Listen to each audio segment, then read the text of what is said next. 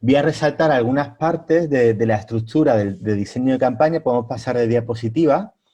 De este proceso, que es un proceso que solemos aplicar, ¿no? De la metodología Amnesty Internacional, y también incorporamos la metodología de Accelerator de Mobilization Lab. ¿Vale? Entonces, bueno, pues normalmente empezamos con un análisis de contexto, que el resultado ya lo habéis visto esta mañana, entonces no hace falta enseñar esa parte, pero tan solo nombraros qué es lo que solemos hacer ahí. Pues ahí solemos hacer un análisis PESC, que se llama Político, Económico, Social y Cultural, sobre un tema sobre lo que tenemos una preocupación. A veces, antes de aterrizar un poco ese problema, hacemos lo que llamamos árbol de problemas, o se puede hacer después. Pero bueno, análisis PESC, Político, Económico, Social y Cultural. Luego hacemos lo que se llama el DAFO, que es debilidades, amenazas, fortalezas y oportunidades. Con esto extraemos una información que nos va a ser útil y luego de ahí pasamos al valor añadido de la organización, porque hay muchas organizaciones que están haciendo cosas, muchísimos otros actores que intervienen. Entonces, bueno, ¿cuál es el valor añadido de Amnistía Internacional con todo esto? Y parejo a ello, también hacemos un análisis de riesgos, ¿no? ¿Qué puede pasar si vamos por este camino, si vamos por este otro camino? Vale, una vez que hemos identificado los riesgos, pasamos a hacer un análisis de cómo podemos minimizar esos riesgos o incorporar en la lógica de la intervención del proyecto, la estrategia que vamos a hacer, esos riesgos para que al final sean parte de nuestras oportunidades o de fortalezas. Con todo esto pasamos de diapositiva, pasamos a identificar los objetivos. Los objetivos, bueno, pues aquí también en este momento podemos hacer un análisis de problemas y de ese análisis de problemas hacemos un análisis que hacemos una especie de árbol, pasamos a hacer una especie de árbol de soluciones. Soluciones que planteamos sobre los distintos aspectos que hay. Y hay otra cosa que también hacemos a veces, que es la teoría del cambio. Bueno, lo hacemos con bastante frecuencia. Que básicamente es, ante el cambio final que queremos generar, nos preguntamos, ¿qué tendría que suceder antes y quién lo tendría que hacer? Tal cosa, pues eso lo anotamos. Y para que esa persona haga eso, ¿qué tendría que suceder antes? Pues esto, pues lo anotamos debajo. Y para que esto suceda, ¿qué tendría que suceder antes? Pues esto y esto, lo anotamos debajo. Y con esto nos sale una estructura con la que al final, si tenemos arriba del todo algo que sería la meta, que podemos pasar de diapositiva y verla, que sería, por ejemplo, nuestra meta que nos planteamos es que las mujeres víctimas de trata para fines de explotación sexual sean protegidas, que es algo ya concreto, pero al mismo tiempo muy amplio. Pues para eso nos planteamos un objetivo general, que es la siguiente diapositiva, que es en concreto que la detección y correcta identificación de las posibles víctimas de trata por parte de las autoridades se realice por su condición de titulares de derechos y al margen de otros fines de la policía.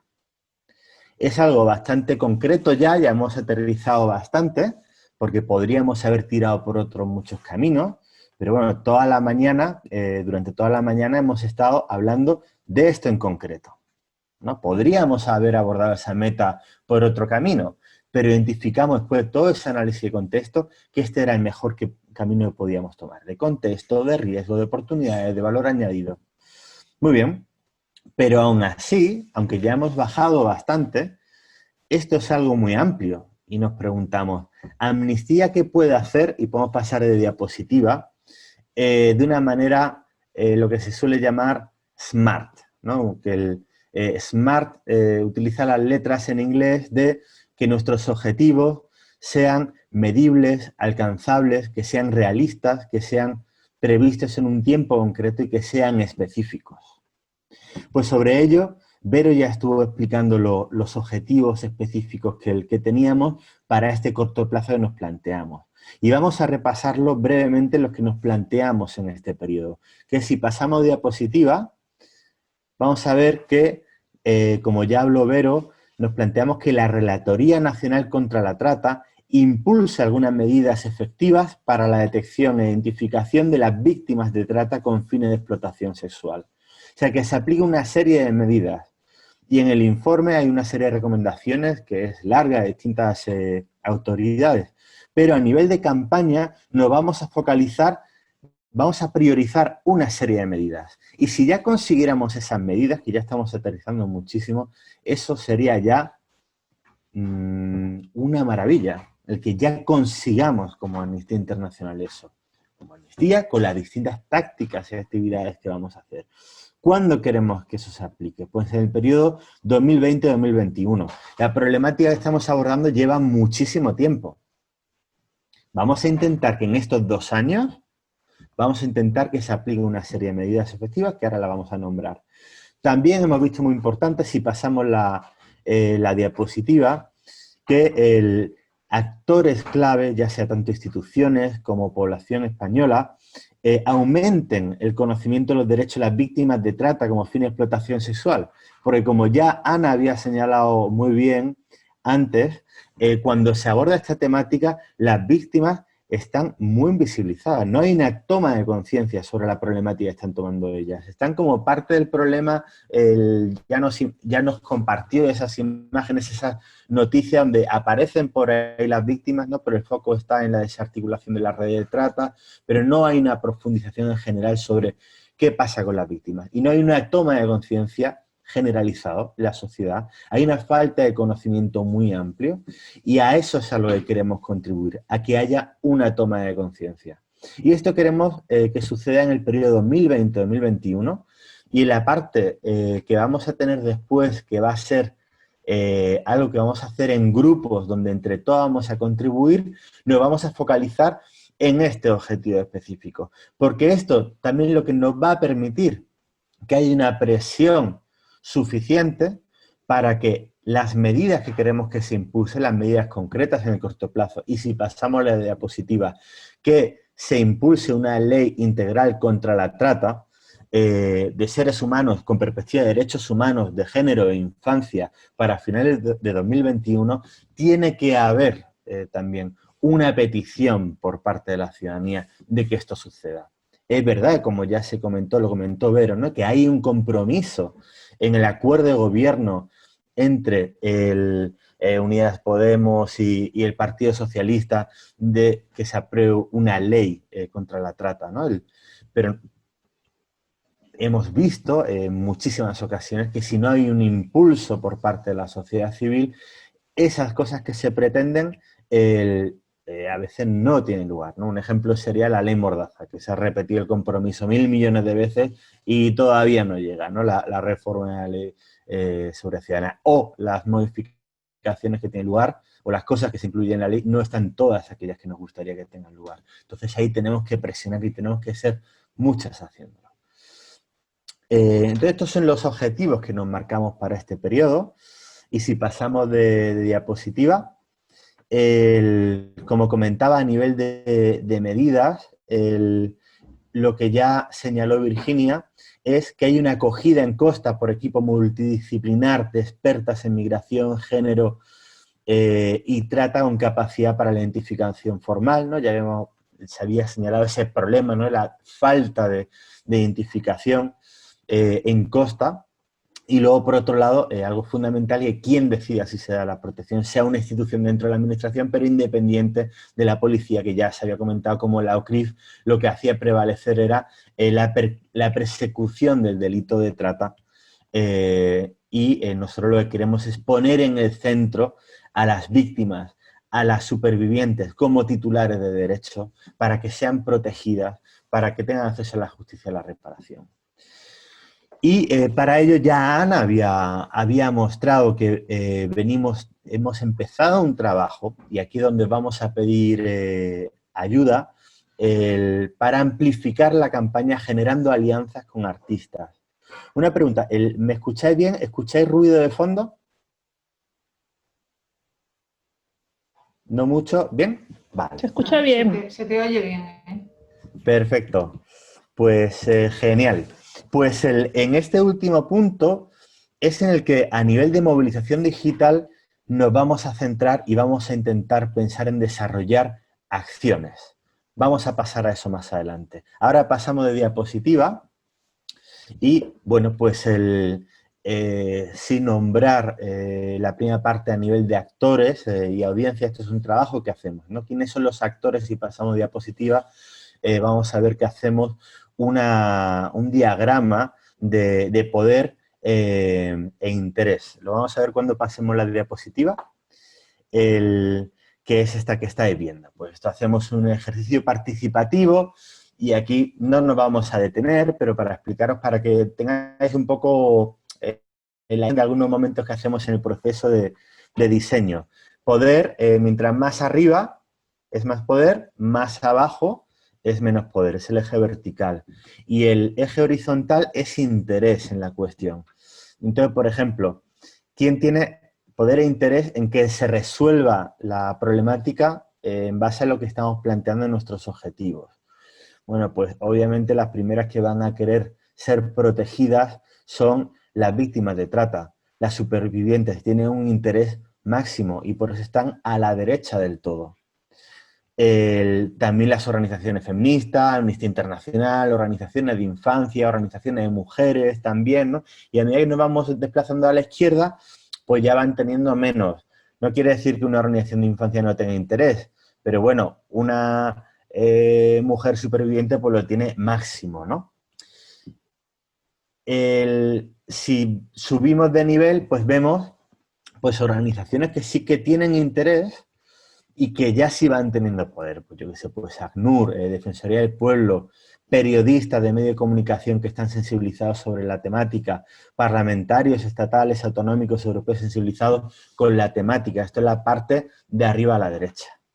Abajo a la izquierda pues tenemos pues actores que vemos que tienen poco interés y arriba a la izquierda otros que vemos que sí que tienen mucho poder pero que tienen poco interés en la cuestión y que nuestro objetivo es ir desplazándola hacia la derecha, que manteniendo el poder tengan interés en resolver la problemática.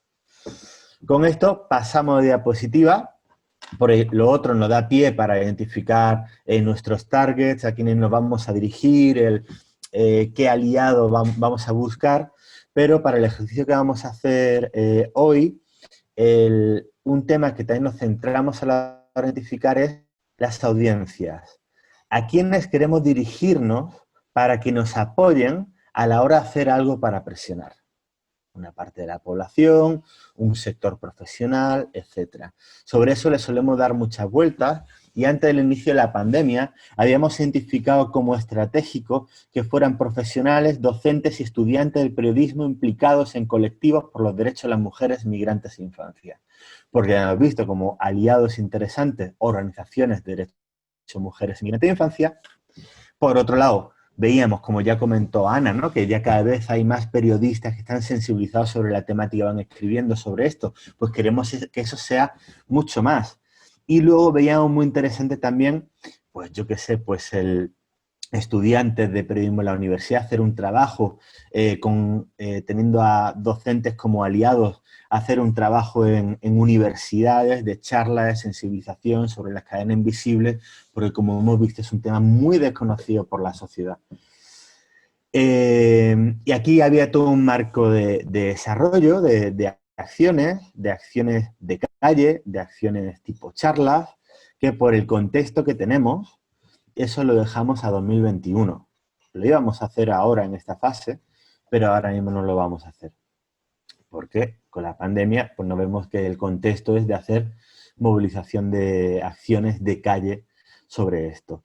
Y como ya comentamos antes en la mañana, vamos a realizar toda una serie de acciones en este periodo y luego en enero-febrero nos vamos a volver a sentar, vamos a ver qué es lo que hemos avanzado, vamos a ver qué es lo que hemos hecho, vamos a ver cuál es el contexto y vamos a plantear nuevas acciones.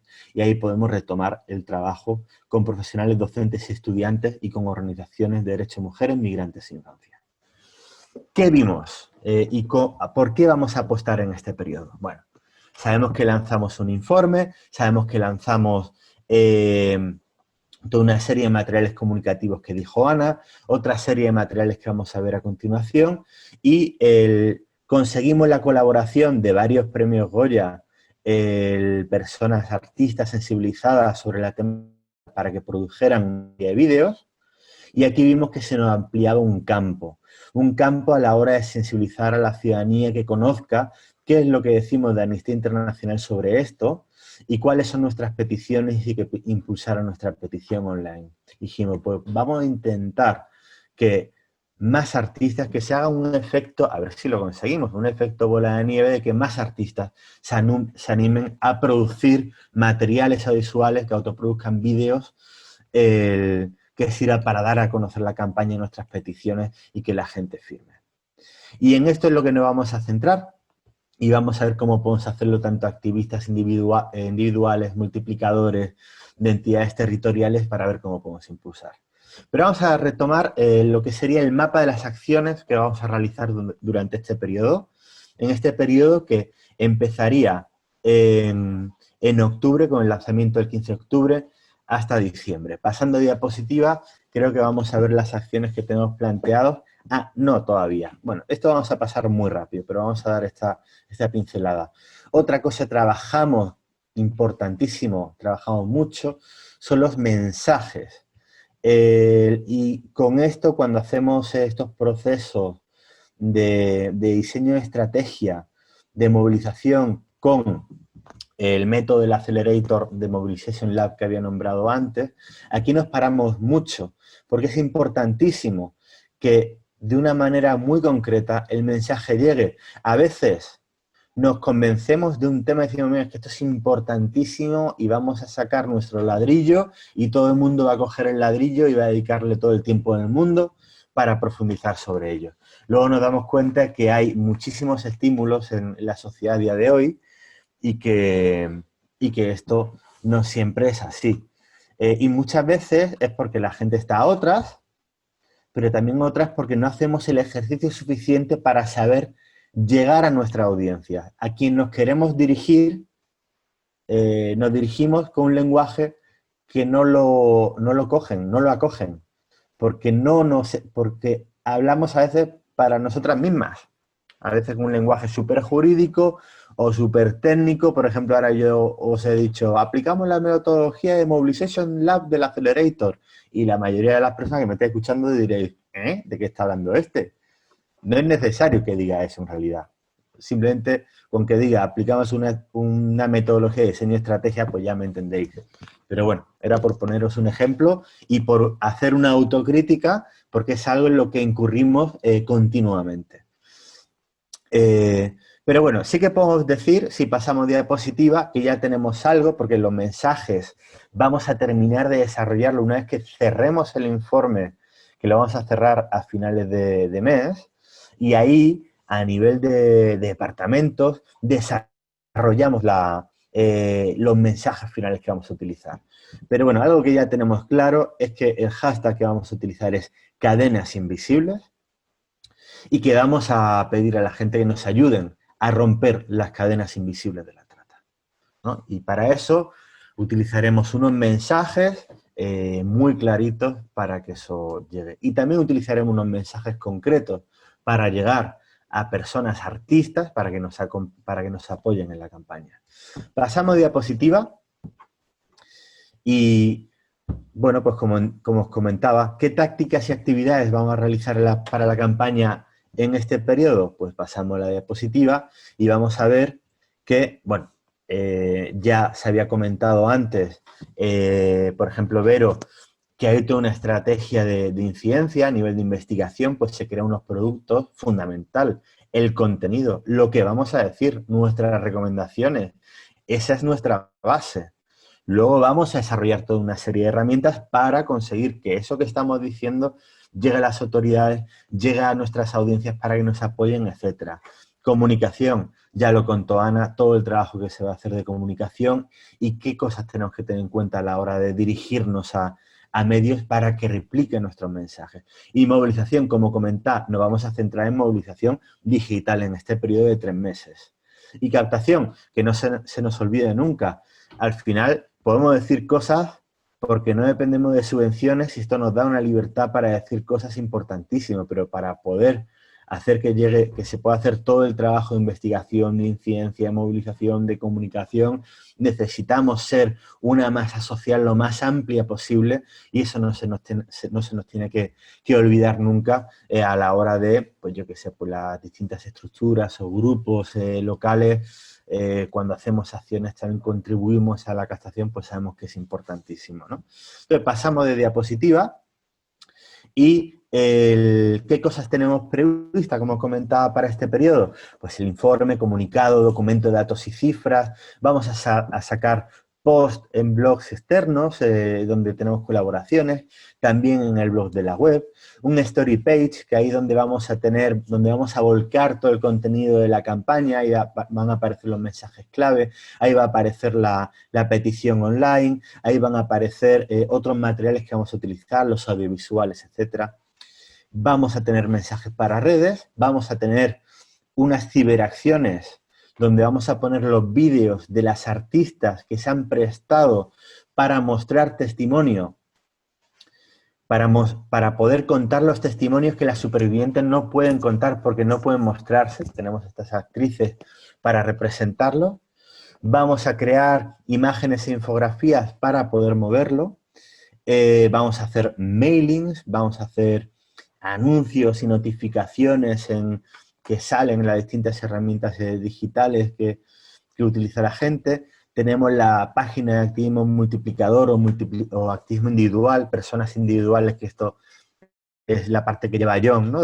Que pueden contribuir a hacer cosas sin formar parte de un grupo, ¿no? Y que están haciendo muchas cosas maravillosas también.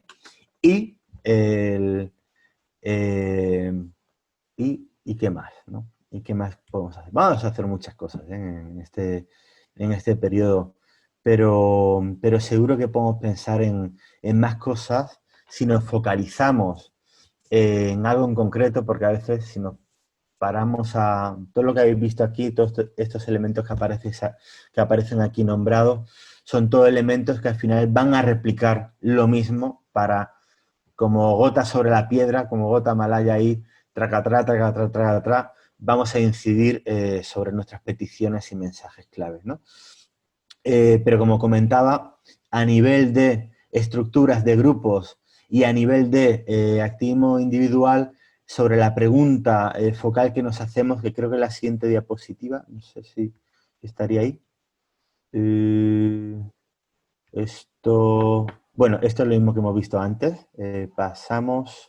Vale, bueno, a través de las estructuras territoriales, los grupos y los activistas, ¿qué pueden hacer, no? Bueno, pues todo lo que es la difusión de mensajes, vídeos, imágenes en redes sociales con el hashtag Cadenas Invisibles, acción de activismo multiplicador individual impulsando la ciber y acción de artistas, y en lo que nos centramos ahora mismo es cómo podemos impulsar que el mayor número de artistas publiquen vídeos autoproducidos de artistas para apoyar nuestros mensajes y las peticiones de la campaña.